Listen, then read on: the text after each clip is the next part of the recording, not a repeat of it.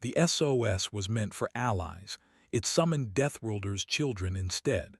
Elen Varus sat in the command chair of the orbital station, her eyes fixed on the glowing map of space. Alarms blared softly around her. Red lights pulsed across the walls. Outside the windows, distant stars flickered like tiny candles. The station was under attack, but no one could see who was coming until it was too late. "This is bad," Elen whispered to herself. Her voice was calm, but her heart pounded. "We don't have enough ships. We don't have enough time." Her crew moved quickly around her. Tessa, the communications officer, tapped on her console with sharp fingers. "Commander, we need to send a call for help. The enemy is already at the edge of the outer ring. They will break through in minutes." Elen nodded.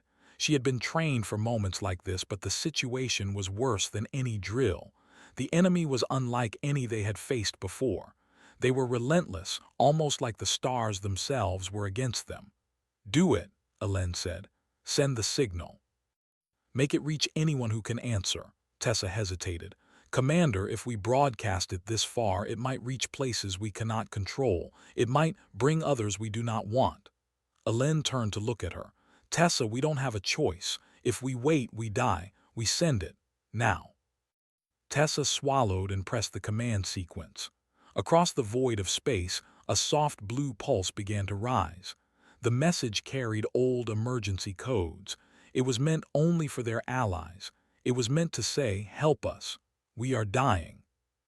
But the pulse did not stop at the edges of the Allied sectors. It traveled far, faster than they thought possible, stretching across light years. Somewhere, far from the Coalition's watch, the signal crossed the borders of a planet known as Earth. At the Deep Space Academy on Earth, students sat in a classroom that floated above the city. It was a school for young humans training in space navigation, basic ship mechanics, and survival tactics. The Academy's main room had wide glass windows that looked into the stars. It was quiet and peaceful, filled with chatter and laughter. Lucas Gray was staring at the stars when he noticed something odd. "Hey, Mason," he called to his friend. "Do you see that?" Mason Hill turned and looked. "See what?" "The signal," Lucas said. "It's strange. I've never seen a reading like this before." Claire Bennett, who sat nearby, frowned. "A signal? From where?" Lucas pointed to the glowing screen on the wall. Symbols and waves pulsed across it. "I don't know, it doesn't match any friendly broadcasts. But it's calling for help, I think." Lily Adams, the youngest in their group, leaned closer. "It's scary," she whispered. "It feels urgent." Their instructors were busy in the other room. Commander Yates, a stern woman with short brown hair, glanced at the screen. "That's interesting," she said. "Where is it coming from?" Lucas swallowed. "I don't know. I traced it to the edge of human sensors, but it's way beyond normal range. It's old, like from another era." Commander Yates' eyes narrowed. "Old signals can be dangerous. We don't know who or what is sending it. We should report it, not respond." "But it's asking for help," Lucas said. "Someone is dying, someone needs us." Mason looked worried. "Commander, if we ignore it, people could die. Maybe we can just check it, see if it's real." Claire nodded. "We are trained for emergencies. Even if it's risky, we should try." Commander Yates shook her head. "You are children. This is not your mission. It's not your place. You cannot respond to unknown distress calls." But the young humans had already decided. They would not stand by while someone was in danger. Lucas, Mason, Claire, and Lily moved quietly. They headed to the training hangar where small ships waited. The Academy trained them on fast-response craft, tiny, agile ships meant for practice but capable enough to survive real space. "This is insane," Mason said. "We are not supposed to do this. They'll get us in trouble." "I don't care," Lucas said. "People are in danger.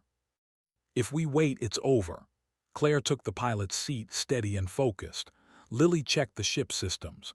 "Everything's green. We are ready," she said softly. Outside, the stars stretched endlessly. The Academy floated above Earth, small and fragile against the void. The students felt fear but also determination. They pressed the launch sequence. The ship shook, then lifted into the sky. They left the academy without telling anyone, following the mysterious signal. Light years away, Elen Varus watched her screens. The station shuddered under bombardment. Her fingers hovered over the communication console, waiting for a reply. Allies were late, too late, but then she saw it. Tiny blips appeared on her sensors. "What?" she whispered. "That's impossible." The blips grew closer. The shapes became recognizable as ships, but small, faster than anything in her fleet. She studied them carefully. They were not allies, she knew. They were not military vessels, but they were coming. "They are children," Tessa said, her voice shaking. "They are human children." Elen's mind froze for a moment. Children? How can they survive in space? "They are trained," Tessa said, staring at the readings. "Trained to fight, trained to survive. They are different." The young humans approached cautiously. Lucas piloted the ship with steady hands. Mason monitored the sensors. Claire studied the enemy fleet, and Lily adjusted shields and weapons. They were small, but they moved like predators. Elen realized that the situation had changed. The SOS she sent to allies had not summoned grown soldiers. It had summoned the children of a death world. The station trembled under a renewed attack, and she watched as the tiny ships maneuvered with skill that no ordinary human could have. Luca's voice came through the communication channel. "This is Lucas Gray. We received your distress call. We are here to help." Elen felt a chill. She had expected soldiers, trained adults, not children, not humans. Not the kind of humans who could move through danger as if born for it. The enemy fleet attacked again. Their weapons fired in bursts, expecting an easy kill. But the young humans moved faster than the eye could follow. Mason guided boarding pods, Claire rerouted shields, and Lily launched countermeasures that confused and destroyed the enemy. Elen watched, helpless and amazed. She realized something terrifying. The children were not just fighting to help. They were fighting as if survival itself was their training. Lucas spoke again, calm and focused. "We are not afraid. Tell us where we can help." The station trembled. Explosions shook the hull. Alarms blared louder. But the young humans stayed steady. They moved through chaos as if they were born to face it. For the first time, Elen understood what she had sent for help. She had called for allies, but what came was far more dangerous than she imagined. The children of humanity, trained on a harsh, unforgiving world, were on their way. And if the enemy thought they would be easy prey, they were wrong. The battle for the station was only beginning. The young humans pressed forward, tiny ships weaving between blasts and fire. Lucas guided his team with sharp decisions. Mason moved like a shadow through corridors. Claire solved problems as fast as they appeared. Lily adapted alien systems, turning them into weapons. Elen swallowed hard. She could not stop watching. She did not know if these children could win, but she could see one truth clearly. These were no ordinary humans. These were the children of a death world, and they were coming for her. The SOS had meant to bring help from adults, from allies. Instead, it had brought something far more deadly, far more loyal, and far more human than anyone in the galaxy had ever imagined. The young humans' ships moved through space like shadows. Lucas Gray guided them carefully, his hands steady on the controls. Mason Hill monitored the sensors, pointing out enemy positions. Claire Bennett worked on shields and energy flow, while Lily Adams adjusted weapons and defenses. They were small, young, and untested by the galaxy standards, but every move they made was precise. The alien fleet saw them coming and paused in confusion. The ships were tiny, barely larger than some of their drones. They were fast, yes, but they were children. How could such small beings carry weapons strong enough to matter? Commander Elen Varus watched from the station. Her mind raced. She had expected reinforcements, not these small human ships. The children moved with purpose. Their coordination was astonishing. They moved like one mind, each member knowing the other's intentions. "They are too young," one of her officers whispered. They cannot survive this fight. They are children. They are not ordinary children, Alen said quietly. They are Deathworlders' children. The enemy attacked first, sending waves of fighter drones. The young humans did not panic. Lucas guided their ships through the attack, weaving between the blasts with sharp precision. Mason launched countermeasures that disrupted the enemy targeting systems. Claire rerouted power to shields, keeping their small ships from being torn apart. Lily adapted alien weapon systems into rapid bursts that forced the enemy to retreat slightly. The alien commanders stared in disbelief. Their strategy was to overwhelm the attackers quickly. They had expected easy victories, but the humans were not ordinary prey. They moved with speed, cunning, and coordination that made the aliens hesitate. Lucas spoke over the comms. "We are here to help. Tell us what you need." No answer came at first. The station was under heavy attack. Elen Varus tried to respond, but her fingers shook. She realized that she could not rely on the station's weapons alone. The children were their only hope. "Keep moving," Lucas shouted. "Do not stop. Do not let them surround you." Mason guided the team closer to the station. "The enemy is trying to box us in," he said. "I can see weak points in their formation." "Good," Lucas said. "We will use them." The young humans moved like shadows through space, small ships darting between enemy fire. Claire rerouted energy to shields just in time to block a missile barrage.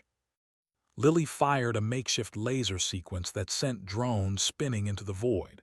The alien fleet began to realize they were facing something unusual. "They are organized," one alien commander said, his voice shaking. "They are children, but they fight like adults." "They are not reckless," another said.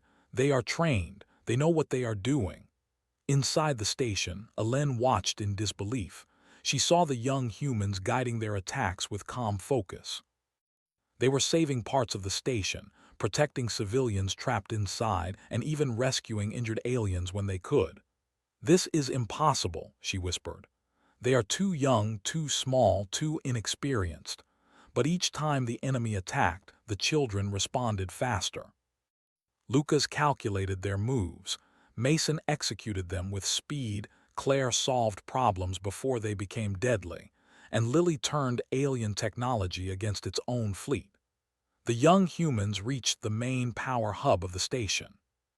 Explosions shook the walls and smoke filled the corridors. Mason guided them through small docking ports, avoiding direct combat zones. Lucas kept the team coordinated, communicating with hand signals and short commands. They moved through chaos as if it were a normal day at the academy. Inside the hub, Claire connected their ship's energy link to the station's damaged systems. Sparks flew and the lights flickered. "Almost there," she said. "Just a few more seconds." Outside, the alien fleet launched another wave of fighters. They were fast, strong, and meant to overwhelm. The young humans did not panic. Lucas guided their ships through the assault, using every trick they had learned at the academy. Mason launched EMP pulses that scrambled the enemy targeting. Lily adjusted their weapons, making each shot hit with precision. The aliens watched, shocked. They had never seen humans fight like this. Not children, not adults. These humans were clever, ruthless when needed, and calm under pressure. "This is not normal," one commander said. "These children, they are trained for war." "They are Deathworlders," another said. "Their world raises them for survival." "They learn young to fight, to endure, to conquer. We underestimated them." Elen Varus felt a mixture of fear and hope. She realized that the children could be their salvation, but she also understood how dangerous they were. If the enemy survived, they would tell the galaxy about these children. The humans were no longer the young, innocent species she had thought. They were warriors. Lucas guided the team to the central control room. The station was heavily damaged, but it was still holding. Explosions rocked the walls and alarms blared everywhere. The young humans moved with calm determination. "We have to stabilize the station," Lucas said. "If it goes down, everyone dies." Claire worked on the energy grid, connecting broken circuits. Sparks flew and panels hummed with electricity. "I can do this," she said. "Just need a few minutes." Mason stayed at the docking port watching for enemy fighters. "They are coming back," he said. "We need to hold them off." Lily adjusted their weapon systems. "I can turn their own drones against them," she said. "It will give us time." Together, the four young humans worked as one. Each move was deliberate, precise, and fearless. The aliens watched, realizing that these were no ordinary children. These were humans shaped by harsh worlds, trained to survive and fight from a young age. The first wave of enemy fighters approached the central hub. Mason fired bursts of energy that sent them spinning into space. Lily redirected drone attacks back at their own fleet. Claire stabilized the power, keeping the station alive. Lucas coordinated every move, keeping the team alive and the station protected. Inside the station, Varys felt her chest tighten. She had seen many battles, but this was unlike anything she had imagined. The young humans were not just helping, they were saving the station, saving lives, and showing the galaxy a new kind of strength. "They are extraordinary," she whispered. "Even for humans, they are extraordinary." The alien commanders realized that they had underestimated humanity. They had assumed that only adults could fight with skill, only seasoned soldiers could survive. But these children were different. They had been trained by a harsh world that demanded strength, courage, and cleverness from a young age. "They are Deathworlders' children," one commander repeated. "We cannot underestimate them again." The young humans continued their work. Lucas guided them through dangerous corridors, avoiding falling debris and enemy fire. Mason protected them from attacks, firing with calm precision. Claire repaired systems, keeping the station alive. Lily turned alien technology into their weapon, creating traps that stopped the enemy in their tracks. Each move they made was a lesson for the alien fleet. Humans were not weak. Humans, even children, could fight, survive, and win. The SOS that was sent for help had not summoned adults. It had summoned something far more dangerous: the young humans who were raised to survive the impossible. Varys realized something important. The children were not reckless. They were disciplined. They were clever. They were loyal. And if the enemy thought this would be easy, they were wrong.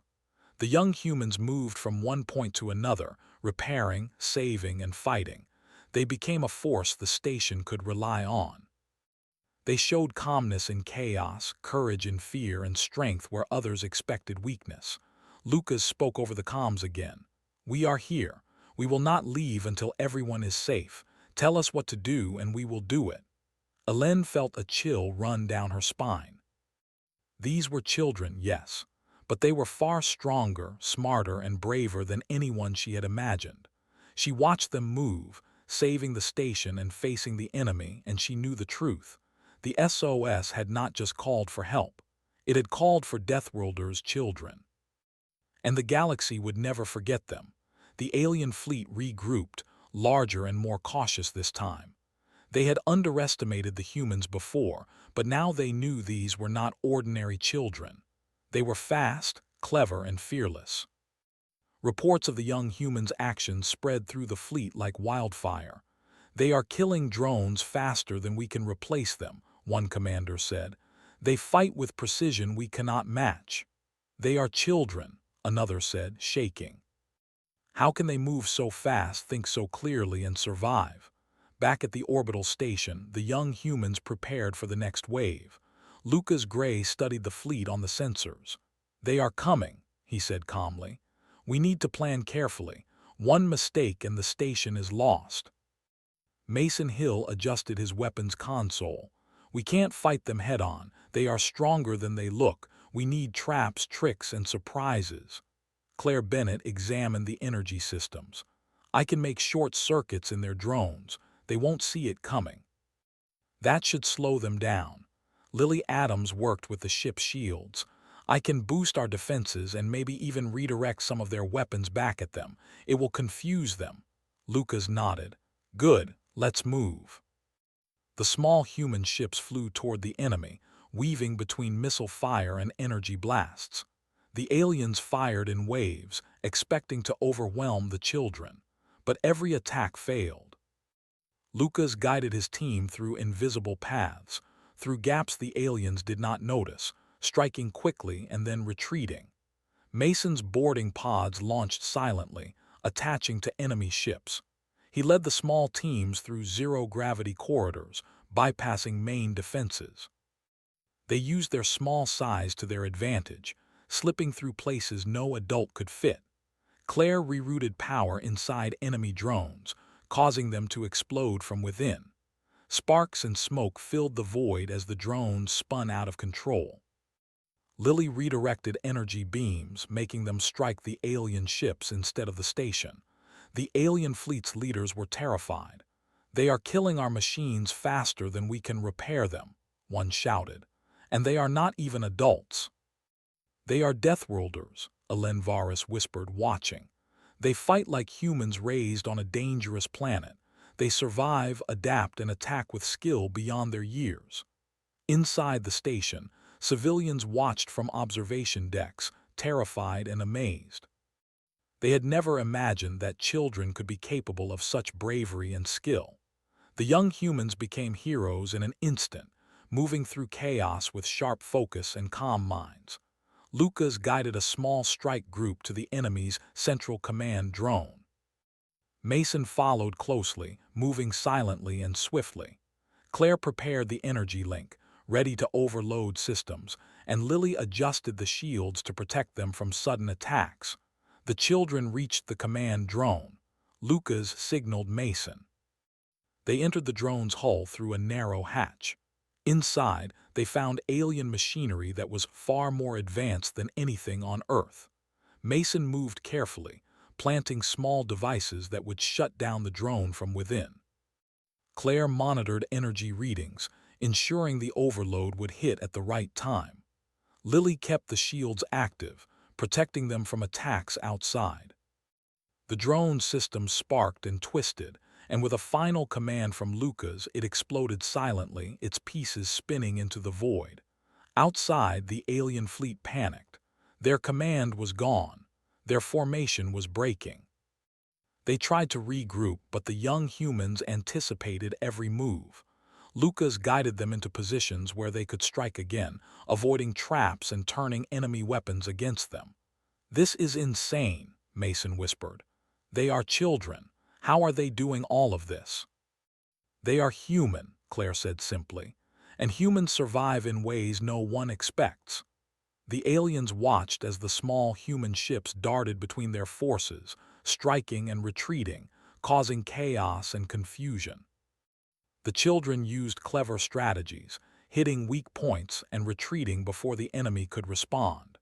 Each move showed intelligence and fearlessness that shocked even the most seasoned commanders. Inside the station, Varus realized something important. These humans were teaching the galaxy a lesson about underestimated power. Even children, when trained in survival and courage, could become unstoppable. The alien fleet tried a final attack, launching large energy cannons at the station. Lucas anticipated the attack.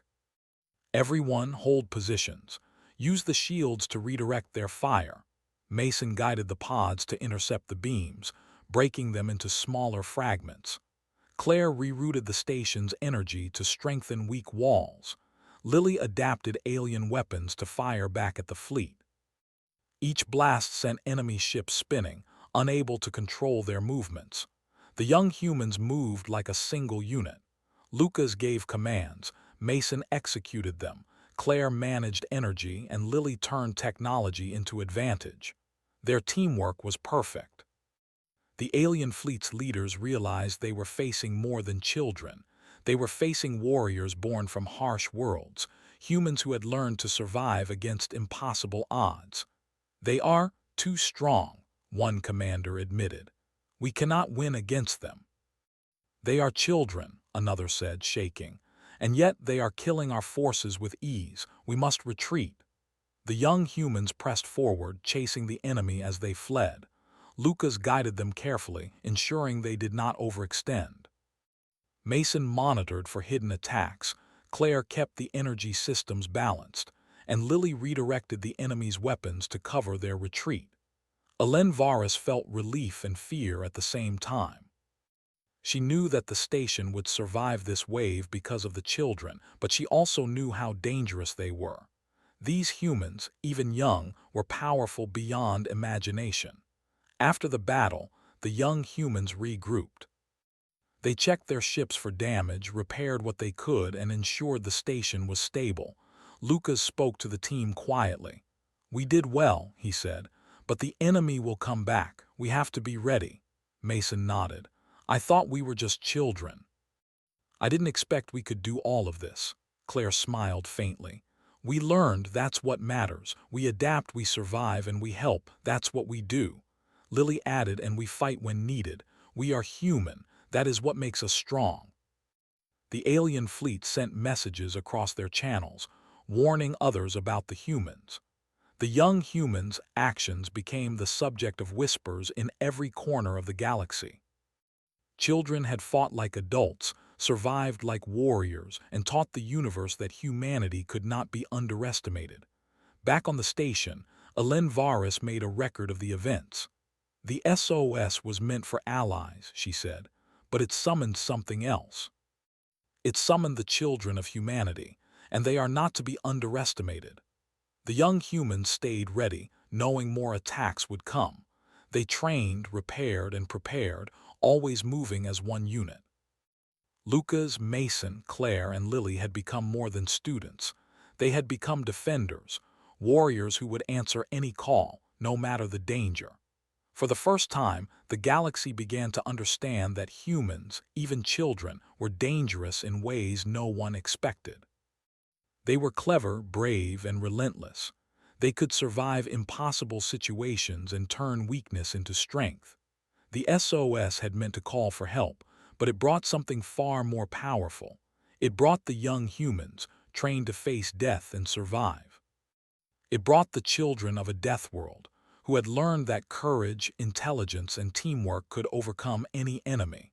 The alien commanders returned to their fleet, shaken and fearful. They would not attack again so lightly. Humans, even young humans, were no longer simple prey. They were predators in their own right. Lucas Gray and his team looked at the stars beyond the station. They were tired, but they were ready for more. Each knew that the fight was not over, that challenges would come again, but they also knew they could face them. They had survived their first true test and had proven that children could fight like warriors. Varus continued to watch them. She could not predict what would happen next, but she knew one thing clearly. Humanity had just changed the rules of the galaxy. The SOS had called for help, but it had summoned something more powerful than anyone had imagined. The young humans had shown courage, skill, and intelligence. They had fought against overwhelming odds. They had saved the station. And they had made the galaxy understand one truth: never underestimate humanity, even its youngest members. The station shuddered from another wave of attacks, but the young humans did not panic. Lucas Gray guided their small ships through the chaos, weaving between enemy fire with steady hands. Mason Hill monitored sensors, noting enemy positions and weak points. Claire Bennett worked on shields and energy systems, repairing what was broken and keeping the station alive. Lily Adams adjusted the weapons, turning enemy technology into their advantage. The enemy fleet had regrouped, but their confidence had vanished. They had expected children to be easy prey. Instead, the humans fought with skill, courage, and intelligence that none of them had imagined. "They are not ordinary humans," one commander whispered. "Even their children fight like trained soldiers. How can they move with such speed and precision?" "They are Deathworlders," another said. "Their young are raised to survive impossible conditions. They are taught to fight from the moment they can walk. We have underestimated them." Inside the station, Varus watched with awe and fear. She had seen humans before, but never like this. These young humans were more than brave. They were disciplined, clever, and deadly. She realized that the SOS had not just summoned help. It had summoned a force that could not be stopped easily. Lucas guided his team to a damaged section of the station where civilians were trapped. Fire burned along the walls, smoke thickened in the corridors, and debris blocked their path. Mason activated a cutting tool, clearing a path for the others. Claire rerouted power to open emergency doors. Lily used portable shields to block falling debris and protect the group from fire and heat. "We have to get them out," Lucas said, his voice calm but firm. "No one can be left behind." They moved quickly, guiding frightened civilians into safe corridors. Some were injured, limping, or bleeding, but the young humans did not hesitate. They carried the weak, helped the injured, and kept the path clear from danger. Ellen realized she had underestimated the human children. They were not only fighters, they were protectors. They fought to save lives, not just to destroy the enemy. Outside, the alien fleet tried another assault. Large energy beams shot toward the station, meant to destroy the human ships. Lucas guided the team carefully, dodging blasts and using the station's own shields to protect themselves. Mason fired countermeasures, causing confusion among the attackers. Claire stabilized the station's energy systems, preventing critical failures. Lily redirected enemy fire back toward their fleet, striking ships before they could retreat. The alien commanders watched in disbelief. "They are children," one said.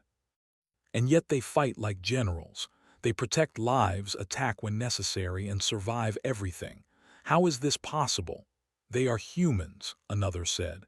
"And humans fight with courage beyond what we understand. They do not give up, even when the odds are impossible." Inside the station, Lucas and his team moved to another section. A group of injured aliens had been left behind during the chaos. Lucas paused. "We cannot leave them. Everyone deserves a chance." Mason shook his head. "But they are enemies. If we help them, we risk our own lives." Lucas looked at him steadily. "Survival means protecting life, not just winning fights. We save whoever we can." Claire nodded. "We have the skill and the tools. Let's do it." Lily activated shields and energy barriers, guiding the team through corridors filled with debris and fire. They reached the aliens, injured and panicked. Lucas motioned for calm. He worked quickly, checking injuries and giving clear instructions. Mason carried the heavier ones. Claire stabilized energy systems for life support. Lily monitored shields and redirected minor attacks from the enemy fleet. The aliens watched in shock. Children, small and young, were saving them from certain death. They had expected humans to kill or ignore them. Instead, they were being rescued. "Why are they helping us?" one alien whispered. "They fight differently," another replied. "They do not just destroy, they protect, even when it is dangerous. They are humans from a death world. They are fearless and clever, but they also have honor." The young humans guided the injured aliens back to safe zones. They patched wounds, set broken bones, and reassured the frightened creatures. Lucas spoke quietly to the group. "Everyone will survive," he said. "We cannot stop now. We keep going until no one is left in danger." The enemy fleet attempted to regroup for a massive attack, hoping to break the humans' defense.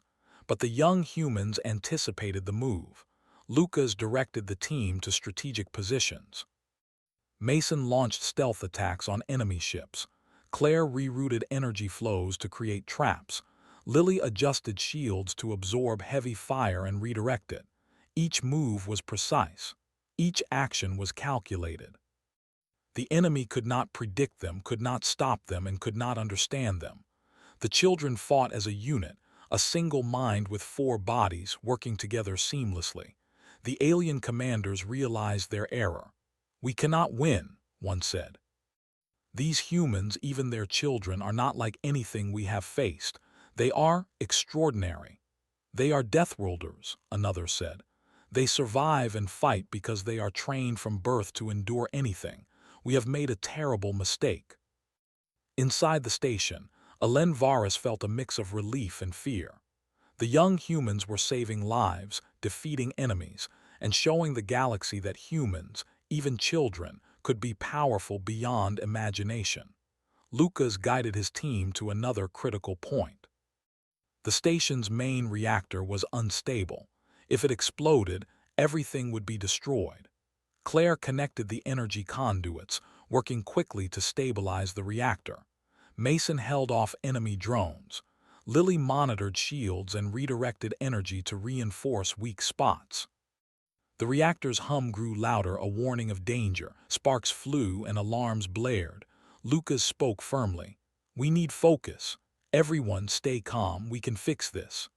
Claire worked tirelessly, connecting circuits and balancing power. Mason protected her from attacks. Lily adjusted shields constantly. Lucas guided the team, coordinating every move with clarity. The enemy fleet watched, unsure what to do. They had never seen humans act like this. They had never faced children who fought with such courage, intelligence, and discipline. "They are saving the station," one commander said. "Even while under attack, they are protecting life. Not just fighting, they are remarkable." "They are humans," another said quietly. "Even their children are dangerous. We cannot underestimate them." Inside the station, the young humans stabilized the reactor. Sparks flew, but the hum became steady. The danger passed. Lucas exhaled slowly. "We did it. Everyone is safe for now." Mason looked around. "I can't believe we did all this. We are just kids." Claire shook her head. "We are more than kids. We are humans. We survive. We fight. We protect. That is what matters." Lily smiled faintly. "And we have each other. That is our strength." Varus realized a profound truth. These young humans were not reckless children. They were warriors raised on a harsh world, trained to survive and taught to protect.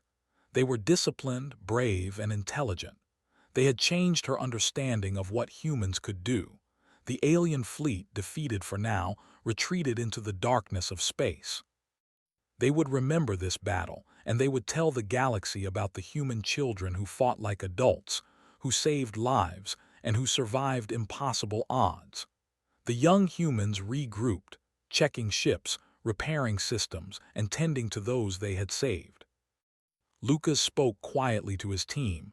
"This is not over," he said. "More attacks will come, but we have proven that we can survive, that we can fight, and that we can protect. That is what matters." Mason nodded. "We can do this, together." Claire smiled faintly. "We are ready for anything," Lily added, "and we will not back down. We protect life. That is what makes us strong." Varus watched them and understood something that would stay with her forever. The SOS had been meant for allies, but it had summoned something far more powerful: the children of humanity, trained to survive and fight. They had taught the galaxy a lesson it would never forget. Humans, even children, were not weak. They were brave, intelligent, and unstoppable when needed. The young humans stood together, ready for the next challenge. They had survived the first true test of their courage, skill, and teamwork. They had saved lives, defeated enemies, and shown the galaxy what it meant to be human.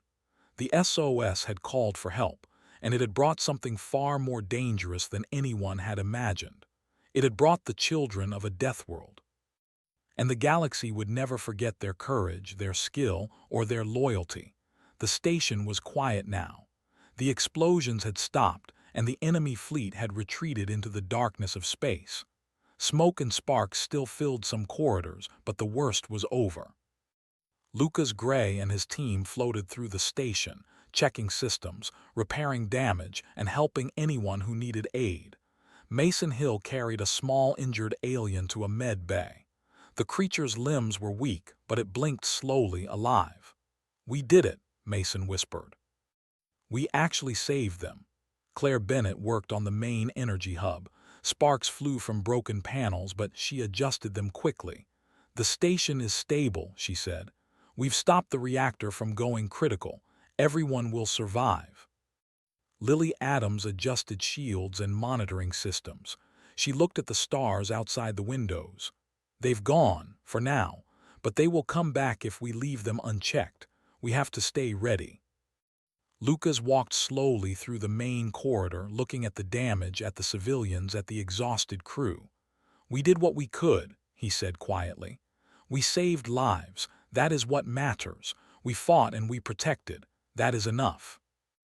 Elen Varus came to the command center, her face pale and tired. She had watched the young humans in awe. She had expected help from trained allies, from grown soldiers, but instead, she had seen children act with courage and intelligence far beyond her imagination. You saved this station," Elen said, her voice trembling. "I cannot believe it. You were children, and yet you were better than any trained fleet I have seen." Lucas shook his head. "We did what we had to do. That is all. We answer calls for help. We protect life. That is what humans do." Mason looked around at the debris and broken walls. "I thought we were just kids. I didn't think we could do all of this, and now I still can't believe it." Claire smiled faintly. "We learned, that is all. We survive, we adapt, we fight, and we protect. That is what makes us human," Lily added, "and we do it together. That is why we are strong." Outside, the alien fleet had retreated, but the story of the young humans' courage spread quickly. Messages and signals reached faraway planets, whispering of the children who fought like adults, who saved lives while under fire, and who had changed the course of battle. "This is impossible," one alien commander said. "Children should not have done all of this. They are tiny, inexperienced, and yet they survived everything, defeated us, and saved the station. How is this possible?" "They are Deathworlders," another said quietly. "Their species raises its young to survive everything. They train them in courage, intelligence, and teamwork. They are extraordinary. We underestimated them, and we will never make that mistake again." Elen Varus watched the sensors as reports of the young humans' actions were sent to other sectors. "The galaxy is learning about humanity," she said, "and it will never forget them. Even children can fight like warriors, think like generals, and protect lives in impossible situations." Lucas, Mason, Claire, and Lily moved through the station, helping wherever they could. They patched walls, repaired broken systems, and guided civilians to safety. Every move was calm, precise, and deliberate. They were exhausted, but they were proud. They had faced impossible odds, and they had survived. A group of alien survivors approached them. They were injured, scared, and confused, but they looked at the young humans with something approaching respect. "Why did you save us?" one asked. "We were your enemies." Lucas smiled faintly. "Because survival is more than fighting. It is protecting life, anyone's life. That is what humans do. That is what we do." Mason added, "Even if you are an enemy, you still deserve a chance to survive. That is our choice, and we make it."